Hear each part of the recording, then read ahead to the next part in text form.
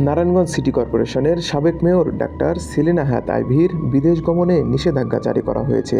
বুধবার 13 নভেম্বর ঢাকা মহানগর senior special জজ আদালতের বিচারক এই আদেশ দেন। দুর্নীতি দমন কমিশনের বা দুদকের উপপরিচালক মোহাম্মদ নিয়ামুল আহসান গাজীর আবেদনের পরিপ্রেক্ষিতে মহানগর স্পেশাল জজ আদালত এই আদেশ দেন।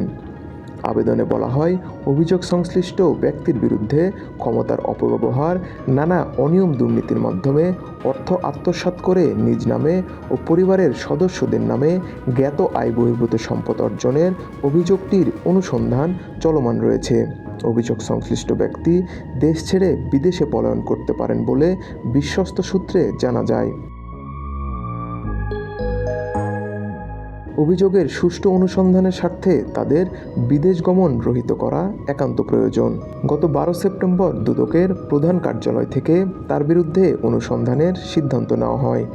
অভিযোগ সূত্রে আরও জানা যায়, ডাক্তার সেলিনা হায়াৎ আইভী নারায়ণগঞ্জ সিটির মেয়র হিসাবে নির্বাচিত হওয়ার পর ব্যক্তিগত সহকারী হিসেবে আবুল হোসেনকে রাখে।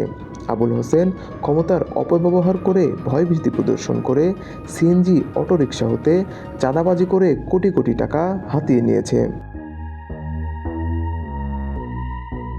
এছাড়াও নারায়ণগঞ্জ সিটির সিদ্ধিরগঞ্জ অঞ্চলে কঠিন বর্জ্য সংগ্রহ এবং অপসারণ ব্যবস্থা প্রকল্পে প্রতি বছর কোটি কোটি টাকা লোপাট করে তার দুই ভাই আলী রেজি রিপন এবং আহমদ আলী রেজা উজ্জ্বল।